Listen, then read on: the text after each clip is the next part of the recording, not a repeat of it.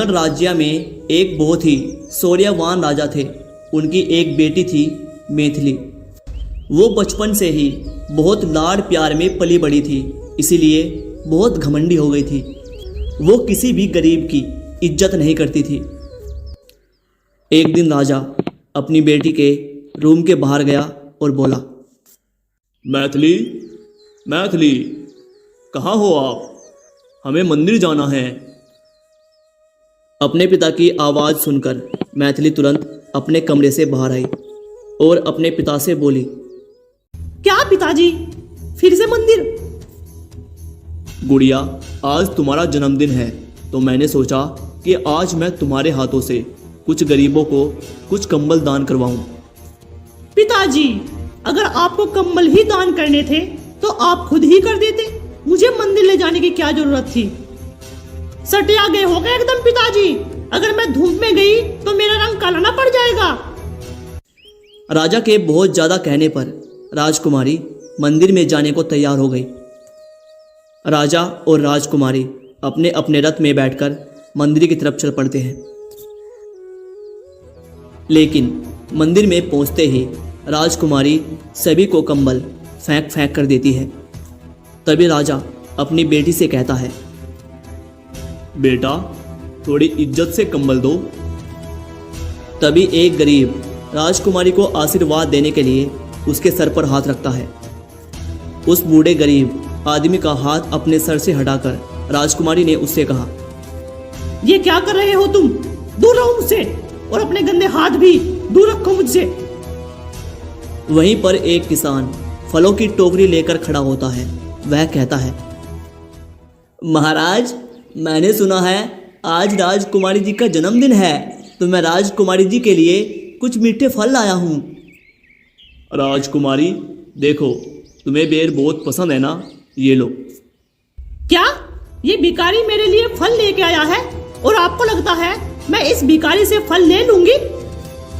इतना कहकर राजकुमारी फलों की टोकरी को लात मारकर नीचे गिरा देती है।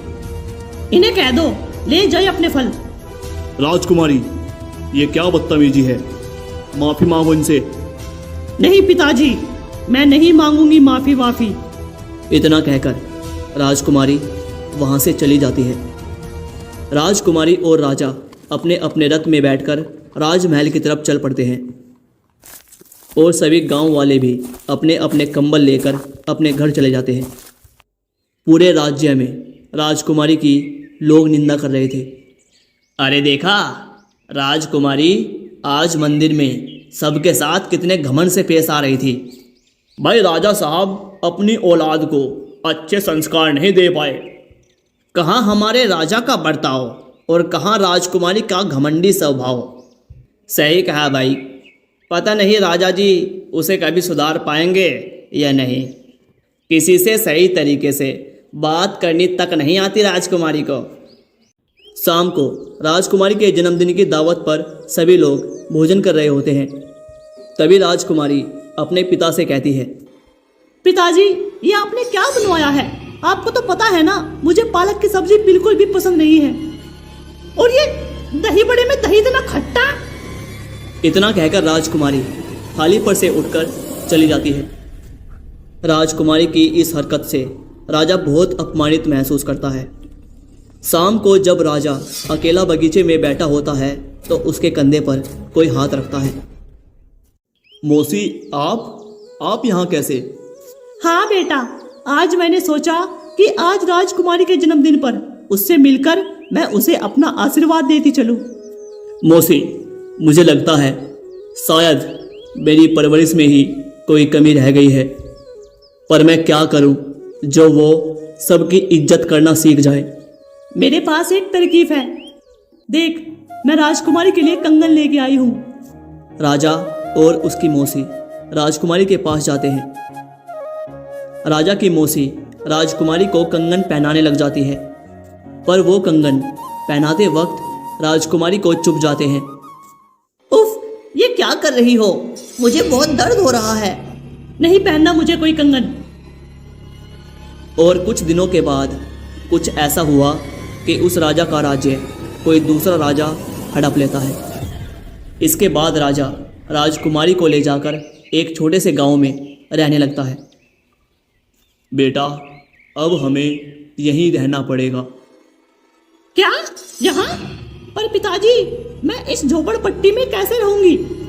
आपको तो पता है ना, इन गरीबों को देखकर मेरा दम घुटता है। हाँ बेटा, पर तुम्हें तो पता है ना, अब मुझसे मेरा पूरा राज्य छिन चुका है, तो हमें कुछ दिनों के लिए यहाँ रहना होगा। फिर राजा और उसकी बेटी राजकुमारी उसी झोपड़ी में रहने लगते हैं। एक दिन राजा को किसी काम के सिलसिले में घर से बाहर जाना पड़ा।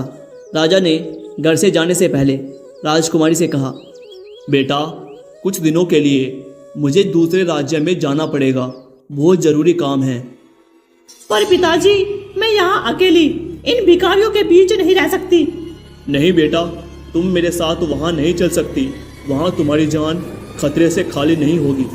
तो फिर आप भी मत जाइए। काम बहुत ज़रूरी है, नहीं तो मैं तुम्हें यहाँ अकेला छोड़कर कभी नहीं जाता।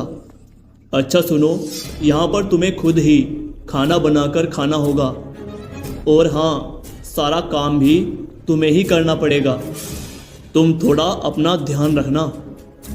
अगर कुछ समझ ना आए तो आसपास किसी से मदद ले लेना।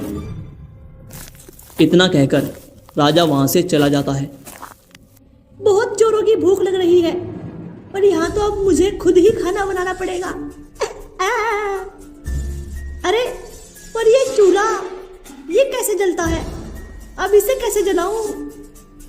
वो चूल्हा जलाने की बहुत कोशिश करती है, लेकिन चूल्हा नहीं जलता। उसे ऐसे परेशान होता देख एक बूढ़ी औरत उसके पास आती है। क्या हुआ बेटा? कुछ नहीं, तुम इससे क्या? जाओ जाकर अपना काम करो। अरे बड़ बोली लड़की, मैं अपना काम ही कर रही थी, पर जब मैंने यहाँ इतना धुआं देखा तो मैं देखने आ गई कि यहाँ चल क्या रहा है। यहाँ आकर देखा तो तुम अपना चूल्हा जलाने की कोशिश कर रही थी।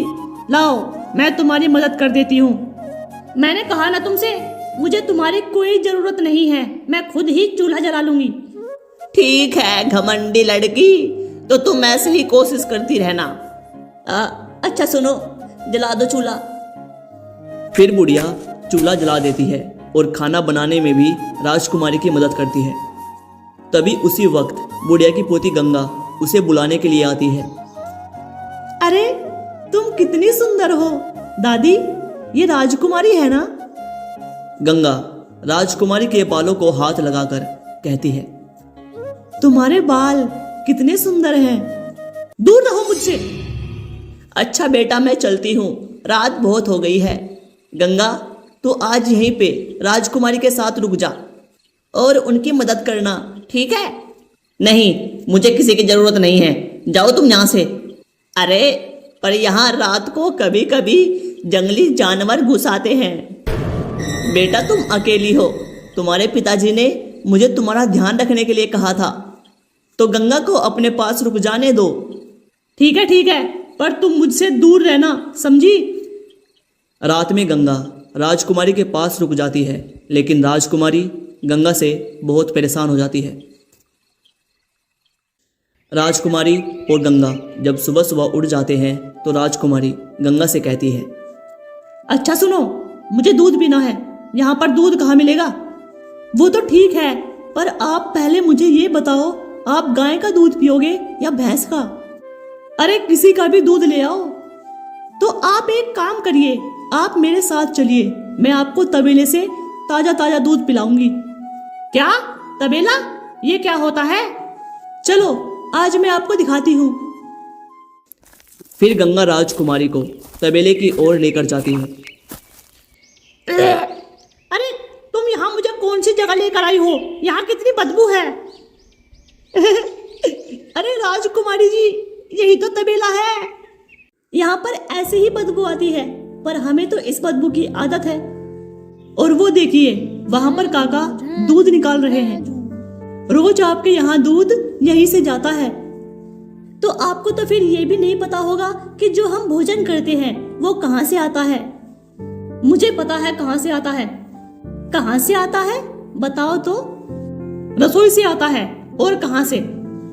अरे रसोई से तो आता है, लेकिन रसोई से पहले हम अनाज को खेत में बोते हैं, फिर 3-4 महीनों के बाद हम उसी फसल को काटते हैं और काटने के बाद हम उसी फसल के अनाज को चक्की में पिसवाते हैं, जिसका आटा बनता है और वो आटा हमारी रसोई में जाता है। अच्छा, तो जो खाना हम खाते हैं उसके लिए इतनी मेहनत करनी पड़ती है? जी हाँ राजकुमारी। इसके बाद गंगा राजकुमारी को खेतों पर ले जाती है और खेतों पर पहुंचने के बाद गंगा राजकुमारी को दिखाती है कि काका और बाकी के मजदूर कितनी मेहनत से खेतों पर काम करते हैं। वो काका और बाकी के सब मजदूर खेतों पर ऐसे दिन रात काम करते हैं, तब जाकर हम खाना खा पाते हैं। अब चलिए, मैं आपको आपके घर तक छोड़ देती हूँ। गंगा राजकुमारी को लेकर घर चली आती है। कुछ दिनों के बाद राजकुमारी के पास भोजन खत्म हो जाता है। अरे, अब तो घर में थोड़ा सा भी राशन नहीं बचा। एक काम करती हूँ, पास की राशन की दुकान से कुछ राशन ले आती हूँ। राजकुमारी पास की ही राशन की दुकान पर जाकर कहती है, काका, कुछ चावल, आटा और दाल दे दीजिए।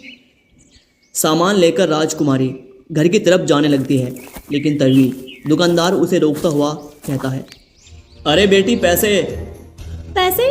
पर वो तो मेरे पास नहीं है। क्या पैसे नहीं है? पर बिना पैसे के तुम मुझसे सामान नहीं ले जा सकती। पर काका, मैं बहुत भूखी हूँ और घर पर कुछ भी खाने को नहीं है। मैं अभी ये राशन ले जाऊँ, फिर बाद में मैं आपको ये पैसे चुका दूंगी।